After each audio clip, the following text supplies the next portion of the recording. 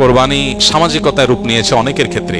চক্ষু লজ্জা, মানুষ কি বলবে, আমার পশুটা কত বড়, এটা জাহির করা একটা প্রবণতা এসে গেছে আমাদের সমাজে। বিশেষ করে কোরবানিকে ভালো নিয়ত করলে অনেকে মনে করে এটা হলো গোশত বিতরণ উৎসব। সন্দেহ নাই, কোরবানির একটা গুরুত্বপূর্ণ আমল হলো ফাকুলু মিনহা ওয়া আত'আমুল কানিআ ওয়াল মু'তার, ফাকুলু মিনহা ওয়া আত'আমুল কাবাইসাল ফাকির। আমরা দরিদ্রদেরকে দান করব কোরবানি গোশত, এটা একটা আমল, সন্দেহ নাই। কিন্তু এটাকেই কোরবানির মূল উদ্দেশ্য বানিয়ে ফেলেছি আমরা আজকাল। কোরবানিতে যে ত্যাগের মহিমা আছে, আল্লাহর নির্দেশের সামনে নিজের ইচ্ছাকে কোরবানি করার শিক্ষা আছে, এর সূচনাতে যে শিক্ষা আছে ইব্রাহিম আলাইহিস সালাম থেকে নিয়ে এবং এখনো পর্যন্ত সেই যে শিক্ষাটা আছে সেটা অনেক সময় আমরা ভুলে যাই, যেটা আমাদের কোরবানির আসল উদ্দেশ্য সেটাকে ব্যাহত করে। পাশাপাশি কোরবানি এর পশু প্রদর্শন করে বেড়ানো, বিশেষ করে বাহবা নেওয়ার জন্য এবং অন্যদের থেকে নিজেকে শ্রেষ্ঠ প্রমাণ করবার জন্য, এটাতে একেবারেই ইখলাসের সাথে অসঙ্গতিপূর্ণ বিষয়। বাকি ছেলেদের, কিশোরদের কোরবানিকে ঘিরে আনন্দ, পশুকে ঘিরে আনন্দ এবং সেটাকে নিয়ে সামাজিক যে উৎসব মুখর পরিবেশ তৈরি হয়, সেটার ভালো দিক হলো এটা ইসলামিক একটা কৃষ্টি, একটা কালচারকে ডেভেলপ করে, একটা প্রতিষ্ঠিত করে সমাজে। এটার ব্যাপক প্রতিষ্ঠিতি এবং প্রচার,